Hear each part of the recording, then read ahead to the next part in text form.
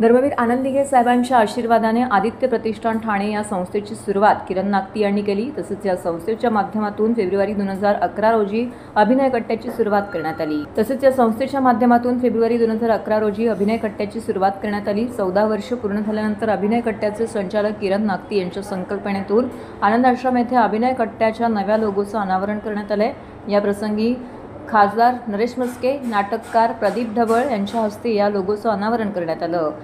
आता अभिनय कट्टा नव्या रूपात सादर होणार असून अभिनय, लेखन, संगीत सोबतच शिल्पकला, चित्रकला, पाककला अशा विविध कला प्रकार अभिनय कट्ट्याच्या माध्यमातून रसिकांसमोर आणण्यात येतील। या प्रत्येक क्षेत्रातील मान्यवरांच्या मुलाखती घेण्यात येतील। प्रसंगी शिवसेना महाराष्ट्र सचिव राम रेपाळे, विलास जोशी तसेच अभिनय कट्ट्याचे कलाकार सुशील परबळकर, कदीर शेख, महेश ससाने, महेश रासने, सहदेव सालकर, संजय पवार, अशोक कदम इत्यादी कलाकार येथे उपस्थित होते।